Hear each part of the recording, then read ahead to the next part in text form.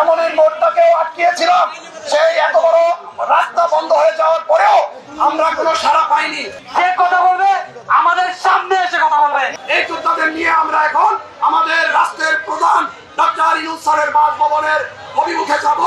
আমাদের আশঙ্কা হচ্ছে আমাদের এই কষ্টকর যে সংগ্রাম আন্দোলন এটা বন্ধ হয়ে যেতে পারে, তাই অনুরোধ করব আমাদের আহত ভাই একজন যার যার এমএস কমিটি আছে সে তাকে শো করিয়ে ওই পাশে যেয়ে দাঁড়াবে, শুধুমাত্র আমরা তাদেরকে নিয়ে যাবো ইনশাআল্লাহ।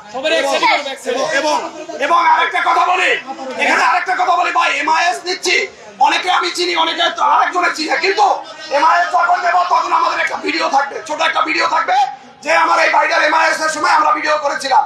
সুতরাং তাতে কোনো এলোমেলো হবে না, সবাই আমরা একটা ফ্রেমের ভিতরে থাকলে সবচেয়ে সুশৃঙ্খল থাকবে।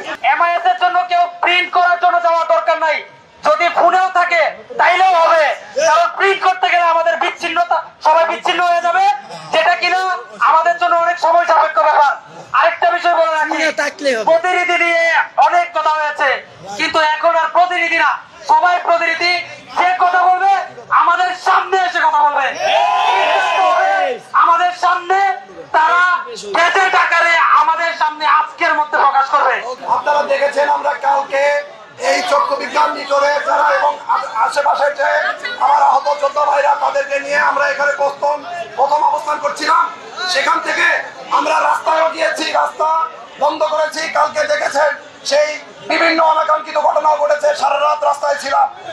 সকালবেলা আমরা যখন শ্যামলীর মোড়টাকেও আটকিয়েছিলাম, সেই এত বড় রাস্তা বন্ধ হয়ে যাওয়ার পরেও আমরা কোনো সাড়া পাইনি।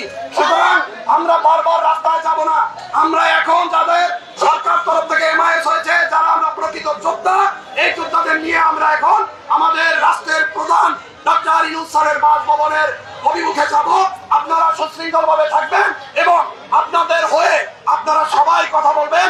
আপনাদের সম্মুখে এসে আমরা আশা করি তারা একটা দিক নির্দেশনা দিবেন এবং সেই ভিত্তিতে আমরা আবার বাসায় ফিরে আসবো।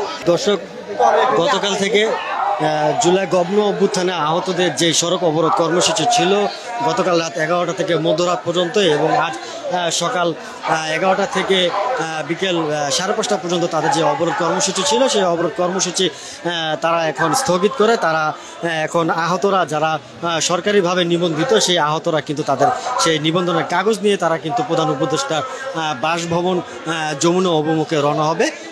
এই ছিল শ্যামলী চক্ষু বিজ্ঞান ইনস্টিটিউট থেকে সর্বশেষ পরিস্থিতি।